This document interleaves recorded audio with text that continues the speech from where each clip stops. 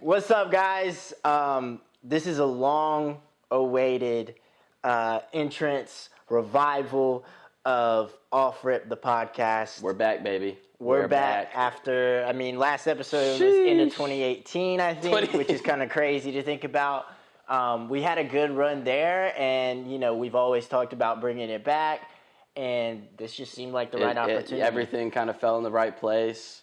Got the crib, got the whole studio set up. It's looking official. We got our Christmas tree in the back. New microphones. We got the visual element, so we're ready to rock and roll. We always had a fun ass time running it. So yeah, and a big part of why it was so good was the guests that we had on in the first season and one episode. I think we did one episode of season 2, and then it kind of dissipated out. I forgot we ran. So this is season 3, or is this? We'll see. Continuation of season 2? Maybe 2.5. We'll make an executive decision on that. But no, we're locked in. We're excited. Ultimately, we do want to get guests on potentially as this moves along and we get a few episodes under our belt. General concept, we're going to be talking our I don't know if I want to cuss here. We're going to be talking our ish. We're going to be sports. We're going to be talking our music, ish, but in a new format. Geopolitical any sort of topic, but in a unique format. Because, we've seen all the videos on TikTok of people doing their drafts and, doing their top 5s and such. It got stale out there. It got stale. So we were thinking, how can we talk about these topics, debate, come up with 1, 2, 3, 1, 2, 3, 4, 5s without, kind of copying everybody else. So we're doing promotion and relegation, similar to, European soccer, the Premier League. Yep. It's a little different because we're not necessarily going to be champion, blah, blah, blah. We'll have a top 3, which are the 3 things that we think deserve promotion, which is maybe, some might consider they are underrated. Yeah, not talked about enough, underrated, or duly rated, but we just rock with it anyways. Yeah, we think it needs more exposure, even though it might get acclaim, And then the bottom 3. Yeah, so relegation, the bottom 3. Maybe some hot takes come out, things that we don't think are so good. We don't really feel like that. But we're not here to make hot takes just for hot takes. Yeah. It's going to be real. It's going to be our all real, hot true takes opinions. Are genuine.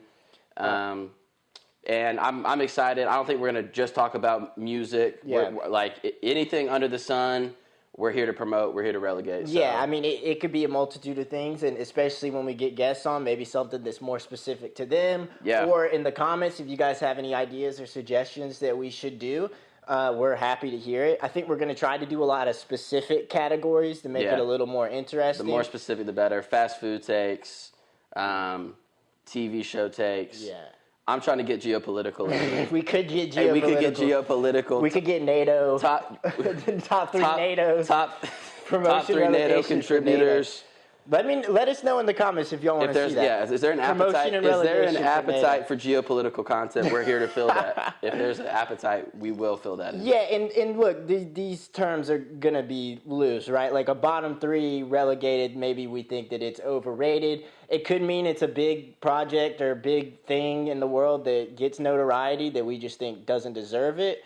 Or it could be something that just flat out sucks that everyone kind of dislikes. So we're excited. We're locked in. Should we reveal what we're running with today? Yes. The first episode? Yes. So today we're going to be doing promotion relegation, top 3, bottom 3. Albums since 2020. So albums this century. No, decade. albums this decade. From this century. Any genre. We're going to give a top 3 and a bottom 3. So promotion, relegation. 3 that we think should be promoted more. 3 that need to They need to get humbled. They need to drop out of the conversation. They need to drop out. They need to go down to the Champions League, reinvest in championship. Yes. Yeah. Sorry. Promotion is they qualify for championship. You're right. I got to get. I fell off on my. And what could be crazy is we could have a qualifying pool. So the top 3 of each category go into a big pool, and then that's the championship. We're on the spot scheming up. On the spot coming up. What I meant to say is these bottom 3 doesn't mean that we hate them. No ill will, anything like that. It's just they might need to go down to the Champions League and work on club infrastructure, maybe a new manager, invest in the youth program a little bit, but yeah, and we hope that you guys disagree with us, on some of these. Like, we want to create conversation there. We're trying to drive dialogue. We've got some run numbers up. We've got some niche opinions, so it would be cool to. Who knows? I think we've talked about this before in season 1. We had a discussion. Oh, we had a niche. On whether the pronunciation. I like is niche. the same. Yeah, niche is good. It sounds a little questionable though. When it rings off your tongue, it comes off the tongue a little edgy. Us at Off Rip are proud to announce our first sponsorship of season 3, season 2.5, whatever you call it. Proud to announce Nabs / orange toast cheese peanut butter crackers. Yes, or the orange peanut butter crackers. A little bit of Southern Gothic lore. They were called Nabs. The brand used to be called Nabisco. That would be shortened to Nabs. That's some real Southern vibes. But nowadays, it seems like Lance has kind of monopolized the Nabs game. So yeah, and it's a staple to my diet. I mean, I don't think there's something that I eat more than these crackers right here. And they're the perfect balance. The perfect balance of, you feel like it kind of feels like when you eat it for lunch, you're good. Like it fills you up. You're good for the day, but it also it kind of leaves you feeling lean and ready to attack the day without feeling a little too bloated. They're easy to get down. People have told me before that it's not real peanut butter in the Nabs or in the orange peanut butter crackers, that it's like kind of like, mass produced like peanut butter type, but we're proud to. That's news to my ears. We're here to refute that and stand 10 toes down. It's got 5 grams of protein, so something's kicking in. And they're saying made with real peanut butter, so that ends the debate right there. Yeah, I'm sure it's real peanut butter. These are we support the company to the highest and the fullest. And to the people at Lance, thanks for taking a chance on us. We're very proud of this product, and we're excited to have you on board. Yeah, Team Lance. Back to the episode. All right, so diving into the big section of this podcast, episode 1 of this season, we're doing promotion and relegation. So basically, top 3, bottom 3 on albums of the 2020s. So of this decade so far, top 3 that need to be promoted, and bottom 3 that we think maybe gets too much shine or is overrated or whatever. We just think sucks. They need a relegation battle, yeah. So we're going to start with promotion. We'll go 3, 2, 1. 3, 2, 1. So we're ranking within the 3. I didn't know we were ranking within the 3. Yeah. I can rank within the 3 in my head right here, I think. Okay. You want to start things off? So I'll start. So this is number 3 within the promoted. Yes. So 1 will be the highest that we think is in this scenario. Yeah, I got mine ready to rock. All right. So we're moving on the fly. We're in promotion.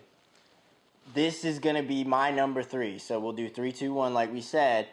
So in my 3rd spot, I don't think you'll have this one on there, but you might. Okay. It would probably be in your top 10 underrated. Like if you had to make a 10-piece shortlist for this. Okay. Now, before we get started, let the record show our music taste does overlap. Yeah, it overlaps a lot, but there's some gaps. So he goes strays this way on some things, I stray this way on some things. Mm-hmm. So there is a middle ground though that there is a lot of crossover. So this is my number 3. It's gonna be Emergency Tsunami by Nav. Yeah, okay, yes sir. Yes sir, I love the pick. So I was thinking I listened to it in the gym the other day, top to bottom, and I'm like, there isn't a bad song on this project. No. And Nav gets way too much hate, dude. I get that parts of his brand are a little annoying, but like the way he was coming on that project, and we could talk about another one of his projects that we really like, which might be on your top 3, I'm not sure. Bad Habits. Was that prior to 2020? That was prior to 2020. I think that was prior to 2020. Now, it's kind of crazy that you have Nav and I don't. I'm a little salty that I didn't make the pick. I'm shocked that you don't have Nav. I'm a little salty because I'm a big Nav fan, and he does catch too much hate. And the thing I liked about that project specifically is, first of all, collaboration with Wheezy and Wheezy Beats. The production is insane. Him and Wheezy go together beautifully. I like that it is short It's to the point. It's focused. There's no clutter. Builds a great atmosphere. The little I'm a sucker for a little between song interludes, right? So it's emergency tsunami. So there's all types of like weather themes on there. I think it's a great pick. Yeah, there's no clutter. It's straight to the point. I noticed in a lot of the songs too, like there isn't even an intro to the beat. Like it's just straight in 808, boom, Wheezy emergency on production, tsunami. going crazy. That's something I really appreciate about it. I also think that it's just Nav like locked in, dude. Like, Super focused. We're talking early pandemic. Was that early pandemic? It was. It's 2020, so I'm assuming it was in that region. Whether or not he recorded the songs before the pandemic started, I'm not sure. We'd love to get Nav on to talk whatever about that. the era of his life, he was locked in and he was ready for action. You know, some of the bars, that's not what I'm focusing on here with the emergency tsunami. The vibes. It's vibes, it's sonics, it's sounds, and the way attitude. He rides the beat, the way he floats on these Wheezy productions is really something that I think is special. That album literally. So the intro to that album, Friends and Family, the intro is one of my favorite rap songs that has dropped at the 2020s. Me and my beloved fiance. She doesn't like a lot of rap. First fiance drop on the pod. First fiance drop. It only took 3 minutes. She doesn't love a lot of rap. She might get mad at me for saying that. She likes rap, but that's not her main genre. Yeah, it's not. She loves that song. She loves that song. And when she talks about it, it's all about the beat. He rides the beat like no other.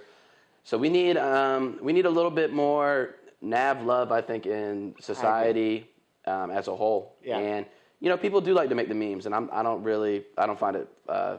Well, I think the memes adds to his brand. It's cute. It's like funny. It's like ha ha ha, yeah. But yeah, he has good music. And just to clarify, neither of us know each other's top three or bottom three. Yeah. We're gonna these are all gonna be new to each other. So Matt, what's your number three? My number three. Now, I'm placing this number 3 because there are other albums that I'm going to talk about that need more push because this is a very highly rated album. Yeah, so in our threes, it can be highly rated. We just think it needs a little more exposure. It's beloved, it's highly rated, but I just want to take time to talk about it. Renaissance by Beyonce is my number 3. Yeah, I hate that pick. Whoa. Now here, let me talk. So I'll let you explain. I was listening to it recently, okay, because Kendrick Lamar just came out with Beyonce and Kendrick Lamar just came out with a remix to America Has a Problem. Great remix. And I was like, you know what? I love that album. Let me spin it through. And even the songs that I thought I didn't like off of first, second, third, fourth listen, on re-return, I think I like every single song. Cuff It is one of the greatest songs I think ever written. Heated. It is Beyonce. I have to have a lot of respect for when an artist kind of goes with something that you might not have expected. Last album was Lemonade, which I'm assuming you like Lemonade maybe more than Renaissance. I like Renaissance. You like Renaissance? Renaissance is my favorite of Beyonce's albums. So Lemonade, I really, really liked. But I think the cool thing about Lemonade was she was kind of touching on different sounds. There was kind of country elements to some, hip-hop elements to some. And then she comes to Renaissance, insanely focused. It's just a great album to drop in the summer because it makes you want to dance. It makes you want to move. It's fun. It's focused. It is everything I'm seeing from the tour. Great music to listen as a collective, have a live experience with. So I have it number 3. I just wanted to kind of get out to the universe and put out publicly how much I love the album. So, fair enough. And I understand. No one really dislikes. I've never heard people be like, "Oh, Renaissance is lame." Look, Everyone I loves like Renaissance, yeah, and I just think it's like a massively fresh album too. Like it just dropped last year. I'm waiting for uplifting it. The thing is, I've never been like a huge Beyonce stan. I recognize her greatness and her impact as an artist. Like nobody can really compare there. The music, she just doesn't make it for me, and that's cool. I can appreciate it. But, I've always, she gets compared a lot with Rihanna. I do prefer Rihanna, but I want to uplift both of their careers as beautiful black women, and, the music that they make is great. So I appreciate that. Hey, so the thing, and also the performance element, I recently I did a little YouTube dive on the whole Coachella performance, and I just wanted to I just felt like I don't publicly say how much I love Renaissance enough, so I'm taking this opportunity to do it now. Fair enough. So we're going to move on to our second place spots.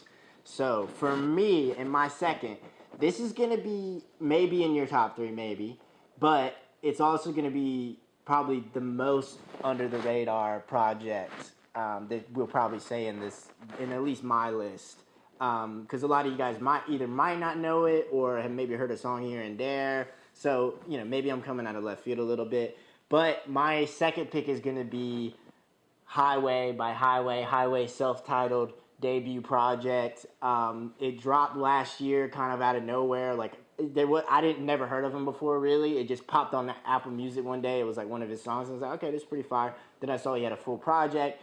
To me, there isn't a bad song on that project. You throw it on and you just ride. Like, it just, similar to the... How many tracks is that album? Is it... It's probably 10 to 12. Yeah, it's focused. I like, yeah. And it just, his ear for melody and the beat selection and the kind of the atmosphere that he creates, I think is really, really cool, especially for somebody that I hadn't heard before. Like, very few artists that are fresh to my ears make an impact as big as what he did for me. He's kind of got like a Don Toliver type sound.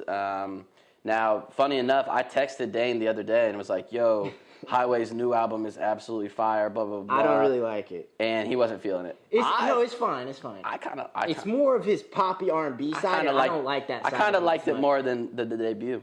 I thought he was pushing that sound for it. But regardless, that's a great album, and it introduced me to Highway. And you think he's about to blow? What do you think? I can't really tell how big or how small he is. Like, he has some big cosigns. He's some chatter. And he's definitely like... He's got big cosigns? I think he's partly industry plant, though. Like, he feels that way to me. Like he would it seems like he was a writer for people before, and then the label came together. Yeah, he sounds good for a writer. He's too polished. He's too polished though for me. Like, on a first might just be album. The truth. Could be the truth. Look, I'm pro Highway. I think it could be a situation where he had like 3 or 4 albums out, maybe under a different name, or like the label got in touch with him, or like, yo, delete all your other stuff. Yeah. So I mean, fair enough, but. Yeah, no, that's my take. That's a good pick. So Phantom, what's your second pick then? So my second pick, this is an album. Fucking AC. This is an album that. Excuse the AC. Yeah, AC unit's going. It's actually broken recently, completely iced over. But they got that fixed. So shout out to the maintenance. Had us in here like a sauna. It was hot. We've never really got an explanation on why it was completely covered in ice. What's crazy is the AC guy came in and he literally fixed it in 5 minutes, and he was looking for a panel, and I was in here and he's like, where's the panel? And I was like, I don't know. Then he looked in the back of the laundry room and there was a panel there, like a shield basically, like a gray kind of, but I wasn't sure if the maintenance guys had taken that out and put it there, or it just was never installed, so that was the reason why it was having issues. So who's telling? Love and respect to all AC technicians. Yeah. Will it? AC, because heating and cooling guys. Not my wheelhouse, and no, definitely greatly appreciate their service. Regardless, my number 2 album that needs promotion. I think this was an album where expectations were high, and I think they were so high that no matter what this artist dropped, the mythology of the album kind of preceded it, so it almost didn't have a chance to let the music speak for itself. And my number 2 album that needs to be promoted a little bit more is Eternal to Take by Lil Uzi Vert. Okay. I'm a big Uzi fan. I'm not saying, I was early on Uzi, but like when we were in college, his rise was followed by me. Whenever he dropped, I paid attention to it, and Eternal to Take was kind of in the same vein as Whole Lotta Red, as this almost, when's he gonna drop it? When's he gonna drop it? When's he gonna drop it? When's he gonna drop it? And in certain albums that get named before they actually drop, they just grow and grow. Like Whole Lotta Red almost suffered the same fate there. And when it actually dropped, people were like, it was good, but I was expecting a little bit more from it because it's Eternal to Take. And when you revisit it, every song, at least to me, has something going for it. There's smashes on there. It's fun. It's upbeat. He kind of goes away from his melodic style. He goes a little bit more aggressive in parts, just really, really rapping hard, which I appreciate. I like Uzi on a sing song. And he almost was rapping like he had something to prove. And what I really, really appreciate about the album is I am a huge, huge sucker for intentionality and world building in an album. It had the whole alien abduction cult, Gates of Heaven kind of mythology around it. Right. He was very committed to it. There was skits. Again, if you are putting skits in between your songs on an album and trying to build out that world, I always have time to appreciate that. I mean, right now, if you're listening to this and you forgot how good that album is, go put on Celebration Station and get back to me. It's an absolute smash. It's the type of album that I always, when I stumble across a song on there on shuffle or whatever, I always go and revisit the album, and I'm like, why do people hate on this so much? So before I contemplated putting it in my bottom 3. Whoa. That crossed my mind. When I was looking at rap albums, I was like, Eternal Take, I mean, for all the hype it had before release, like, it was solid. We can't hold the hype against it. Yeah, no, I didn't pick it. I flirted with the idea for like 10 seconds. See, I thought people, some people thought he was going to come like, Frank Ocean with some revolutionary, like, insanity. I like the Love is Rage 4, and what was the other? He dropped another one after that I liked a little bit better. And so after Eternal Take, he drops this like other album, or like a double album, like a double out, something like that had all these leaks and stuff on it, and everyone's like, oh, that album was throwaways. This Eternal Take was very creative, very focused.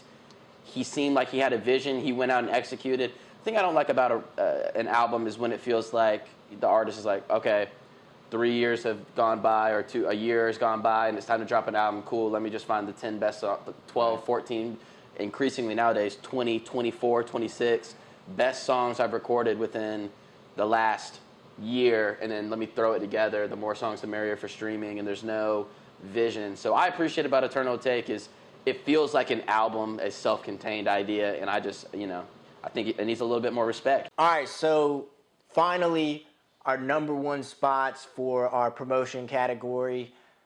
My number 1 is an album you've probably heard, but maybe a little out of your normal, interests. My number 1 is The New Abnormal by The Strokes. Album that came out in 2020, was a hugely influential album during the pandemic. It did get a lot of buzz, got a lot of praise. Truthfully, for me, like front to back, like it's such a good project. The melodies, the instrumentation, the guitar playing, like the drums, especially, like this just hits, dude. It just keeps the momentum going all throughout. And there's some auto-tune usage in there as well, which I'm a huge fan of, especially for people that don't typically use auto-tune. And yeah, it was a huge album. But I do think that it doesn't get its flowers because obviously the Strokes have, a big reputation. They had a heyday in the early to mid 2000s. And, some people kind of look at them as, it's done for them now. Like, it's 20 years gone. Like, they don't hold the same respect as they used to. But like publications like Pitchfork, for instance, they don't give it the its rightful ratings. Pitchfork hated on the album. What they give it? Probably like a 6.8 or something. Here's the thing about Pitchfork sucks. I hate Pitchfork. I support Pitchfork when they also like albums that I like. Yeah, that's how it is. But I really hate Pitchfork when they disagree with me. Yeah, I agree with that. But yeah, it's a great album. If you haven't listened to it, go give it a listen. It's kind of like garage rock with a little poppy elements. Rick Rubin helped produce it, so that it's got a stamp of approval there. But yeah, it's a great project. That's my champion for this episode, number 1 spot. Phantom, what you saying for number 1 for you? I know you got a few on your short list. Yeah, I was bouncing around. Actually, our number 1 albums probably couldn't be more different if you lined them up and put them against each other. My number 1 spot is a 2020 masterpiece, magnum opus, Saw Baby's Barnacles. I had a feeling you'd have a Saw Baby. Yeah, different than The Strokes for sure. But the through line of brilliance remains an absolute lyrical masterpiece. The thing I like about Saw Baby is his lyrics are only lyrics that I think that he could create. Very unique in his voice. I mean, lyrics such as "She has a small top with a big bottom. She's a trapezoid." I mean, who can think of that? Very few people. Very few people. Young Thug, maybe. Yes, for Young Thug. Saw Baby comes from that kind of Young Thug lineage of eccentric rappers, kind of pushes the limits of his voice, unconventional delivery, great beat selection. The thing I like about Saw Baby is he doesn't drop all the time. He makes you wait for his projects, and when they come, they're always fully realized, very focused, very little fat. That was my favorite album of that when that dropped, and I revisit it at least once a month. So yeah, I think Saw Baby needs a little bit more respect, but Saw Baby kind of lives in a space of not really going for the big streaming hits and things like that. So right. I think he's cool with being a kind of a cult classic type of artist. So Barnacles, Saw Baby, number 1, absolute classic. Sweet. Now we're going to transition into our relegation zone. I got some takes here. We got our bottom 3. I think both of us have some takes that some people probably won't like. That's not our intention. It's just kind of what we feel and what we think. I'll kick it off if I would go 18, 19, 20 basically if it's a 20-team table. So do the so bottom of the table. Yeah, coming in at the 18th spot. So just really fighting that relegation battle. There might still be hope, but like they're on the teeter line. Yeah. So I feel bad saying it, but I'm branded a hater of this artist. I don't think fairly. I love a lot of this artist's music, but for me, I feel like Certified Lover Boy by Drake. I almost put that one in here. So that's another one of those albums where the name, the promotions were sick. The album trailer was sick. The lead up of kind of Lucy surrounding that area or that era were absolutely fire. He gets the heart haircut. He gets the heart haircut. Yeah. Everything is coming together for greatness. And then I see the album cover, and it rubs me the wrong way. One of the worst of all time. But there's hope. There's hope. I forget the name. Some very famous artist did the album cover. Cool, whatever. And then it's bloated. There's no real direction of where he's trying to achieve. He's R&B in one area. In one part of the album, he's very regretful of past loves, and then the next he's going for kind of that lover boy persona. It felt a little messy. It kind of felt like the hype got ahead of him, and he didn't quite know where he wanted to take the project. But it did lead to "Way Too Sexy," which is legit my favorite song off that project. Way Too Sexy has its time and its place. I won't lie. If I'm in a situation where I'm, getting ready, looking at myself in the mirror, trying to hype me up, Way Too Sexy is it's the instant battery in my back. So sadly, CLB could not live up to the genius of Way Too Sexy, and it kind of... Well, I think, he led up to that album with a couple singles that were really impressive. And then they weren't even on the album. Life is Good is amazing. So good. And then the other, Laugh Now, Cry Later. That's what I was expecting for Certified Lover Boy, and if he had delivered something in that vein, it would have been like one of his better albums. I don't know what happened over that summer, like whether he just lost interest or... It got a lot of plays. It got a lot of streams. It's one of those... Did it, though?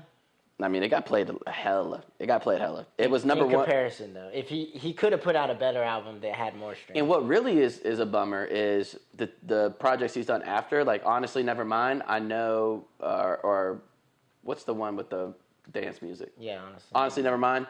I have some moments on that one that I really... At least he's trying something. Yeah, it's something different. At least he's pushing himself. And then... I do think it was too soon after CLB, though, so it got kind of tainted within that. Yeah, and then the 21 project had some smashes on it. So it's like, he still has the ability to... And look, Drake's always been a moments guy.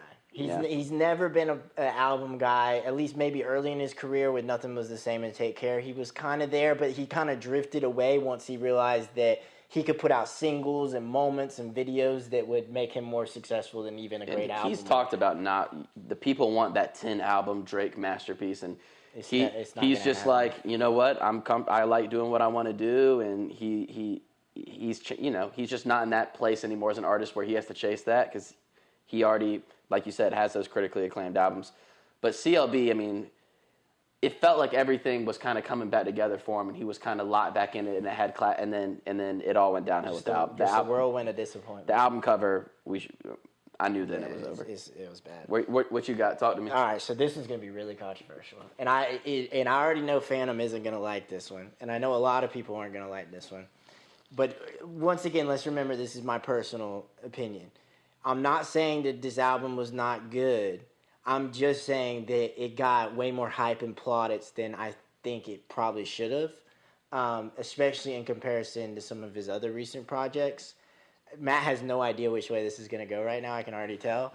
So what I'm going to say is Call Me If You Get Lost by Tyler, the Creator. Oh my gosh! I'll reserve I'll let you explain yourself before I interject too much. I respect Tyler, and I think he has. I mean, he's super talented, especially production-wise. But it's just never fully gotten there for me. Like, I recognize, like, his greatness, but it's just for my personal taste, like, what I would go back and listen to. It's not always there. I really like Igor, so that's what I'm putting it up against, basically. And Igor was more experimental, and it had more of that, like, you know, visceral sound. And Call Me If You Get Lost is this beautiful, like, aesthetically pleasing, like, Wes Anderson-esque type, you know, project. I really respect how it's put together. I really like, you know, kind of the videos and the art direction. It's just, I wouldn't have put it in the conversation for one of the best albums of the year, and it was constantly put in that conversation and top 5 lists and Grammys and all that stuff. So that's what I'm saying. I might ruffle some feathers here, but that's just what I knew. I didn't. You always were way lower on that album than I was. Here's why I like that album a lot. And I was considering throwing it in my top 3, but like, the album gets a lot of love. Here's what I like about that album. It's an ode to the mixtape. I grew up huge blog era, huge mixtape on Share Beast, on Dat Piff. You know, the DJ drama tapes. I was all over that, and Tyler almost was writing a love letter to the Gangsta Grillz mixtapes, and combining kind of that lo-fi, do-it-yourself, kind of Dat Piff era Gangsta Grillz aesthetic with his very elevated, like you said, Wes Anderson, high art aesthetics, and I think it's just a beautiful, beautiful medley. I like when Tyler raps. I really liked Igor, but I'm also like one of those people who I'm like, okay, I'm glad you did the Igor, but I was ready for him to get back to rapping. I think this is his best rapping on any album. So, you know, and features used in really unexpected ways. Had Youngboy on there singing his heart out. So I'll respectfully disagree, but you know what? Yeah, I mean, I know people are going to not like that, but I do think there is a contingency of people online that aren't, like, the biggest Tyler fans. They respect what he does, but, you know, it's not 100% their cup of tea. For me, he does basically everything pretty good, and there's not a category for me where it's like he's a 10 out of 10, and that draws me in, you know? Coming in at number 19 on my table, so my number 2 spot for relegation, is An Evening with Silk Sonic by Silk Sonic. This is about as bad as you against my last pick. So they dropped the single. Everyone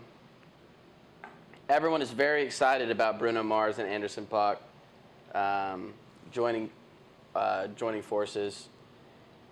Certified hits on that album. But here's the thing.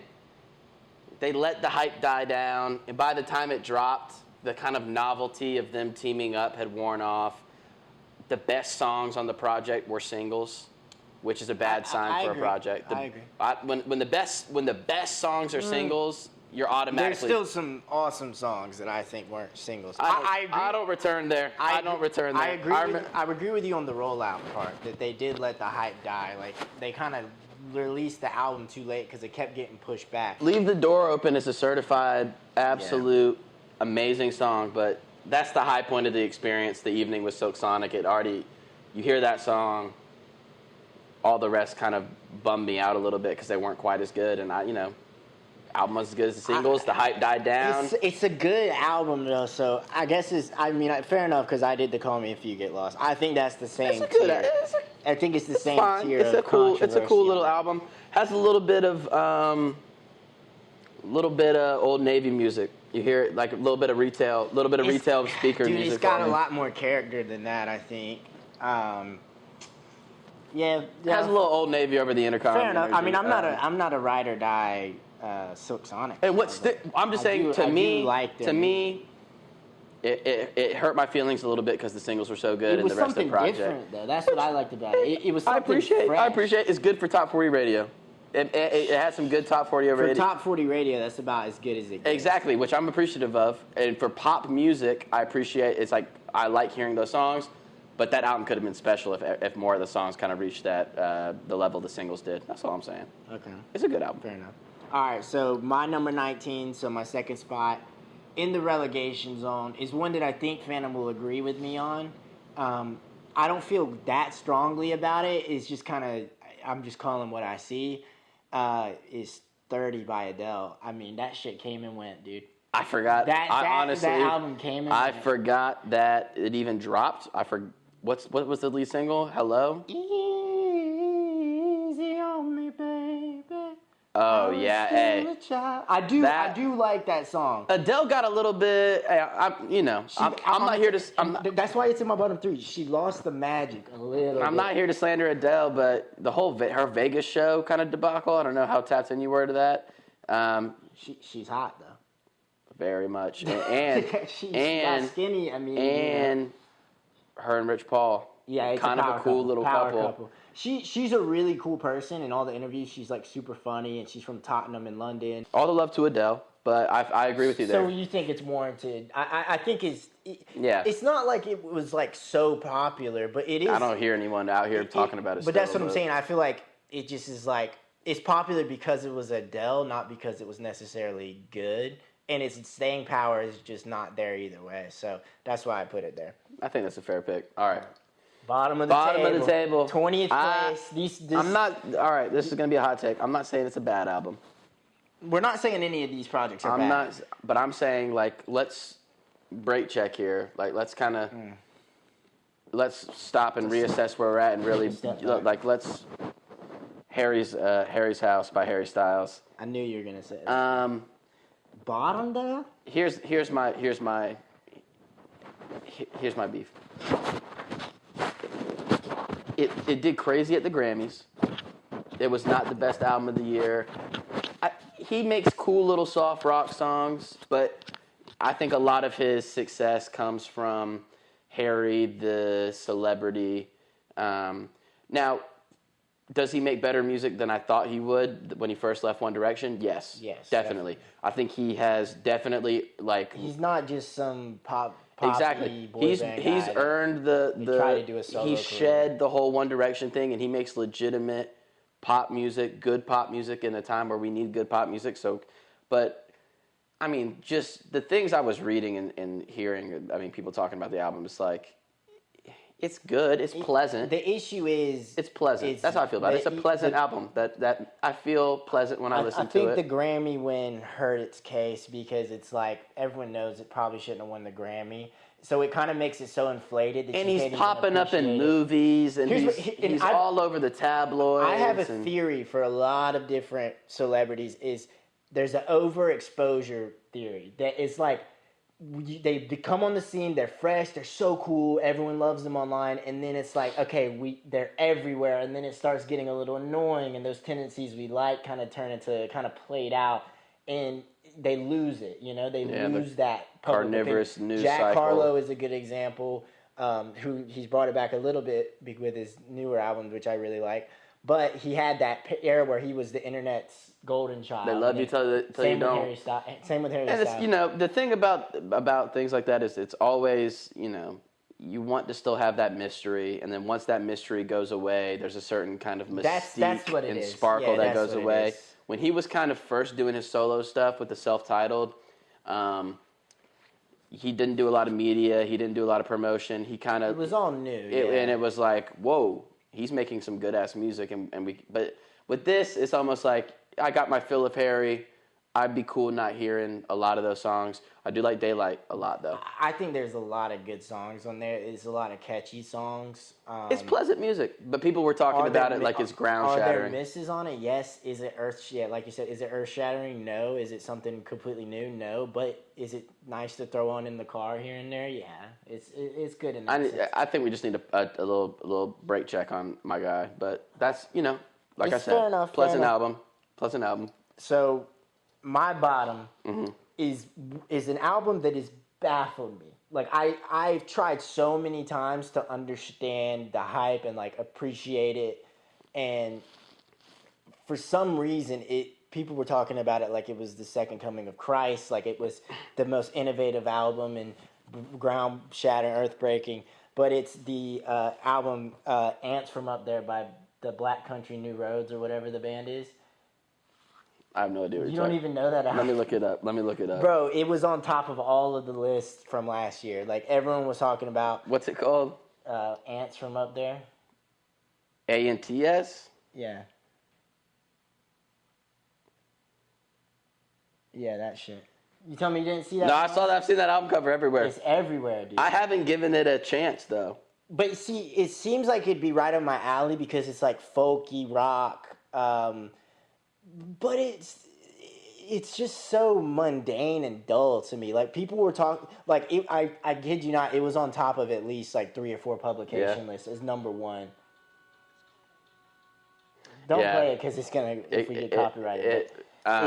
Just know I listened to 3 seconds of it in my ear, and I agree with everything you're saying. My issue with it is it's just like people were like but it was like the indie pick. It was like the cool pick to be like, oh no, that's the best album from 2022. Like that's the one that should be on top. Like, y'all aren't paying attention. It's like, bro, it's not that good. There's so many more great progressive rock or folk albums out there, and it's supposed to tell a Shout out story Wednesday. And be like lyrical and like paint a picture and stuff. But I mean, cool album cover though. Yeah, it's alright. It's alright. I've seen it so much everywhere that I fucking hate it now. But it's just so boring to me. And I get that, that they're British and that was their first album and they're kind of cool kids, but their lead singer quit after the album, so I don't know what they're about to do. He quit? He had a mental breakdown and he quit the band or something. Whoa. He was the lead vocalist on all the whole project. So I'm not sure what they're doing. I'm not sure if he's going to come back or not, but they're kind of at a standstill now. I just think it was so inflated and overhyped, and everyone was like, oh no, it's so good, it's so good. It's got like 91 Metascore, 9 point whatever on Pitchfork. It just never really sold it for me. Good on you, because, whenever I see stuff like that, there's been many albums where I lie to myself and say I like it.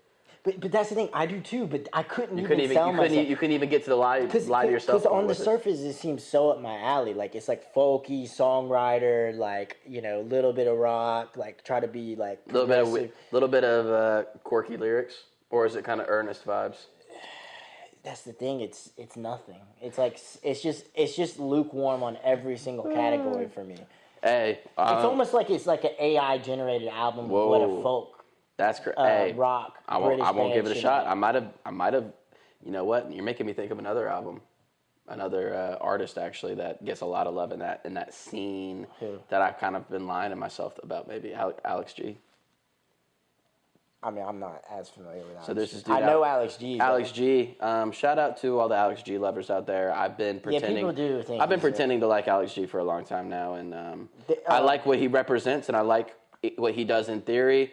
I will support, but choose to not play the music. There's the Indian guy too. I won't keep this in. I forgot his name, but like he only releases music like very periodically. Ooh, and like Jai Paul. Jai Paul, yeah, he seems in the same category as Alex G for some reason. I think the key to success in the music industry is to be as mysterious as possible, drop something a little confusing, go ghost for 8 years, and then come back. It doesn't work for everybody. It might work for Off-Rip, baby. And it might work for That's a good way to end it. All right, guys. So that is our promotion and relegation for best albums of the 2020s so far. If you guys are listening on podcast or Spotify, make sure you leave us a review, follow the pod. We're also going to be posting these on YouTube, so there's going to be a visual component. If you guys are interested in watching those, go check it out. Go subscribe. Everything will be linked on our socials or down below. And we appreciate listening. Yeah, it's been fun getting our feet back underneath us. It's kind of like when you go play basketball and it's been a minute. It takes a little, open gym. Takes a little bit to get the shot back, but if there's any production issues with cameras, we've been running crazy. We've been running memory card issues. But it's been fun. Be on the lookout. And once again, thank you to Nabs Orange Peanut Butter Crackers for the love and support.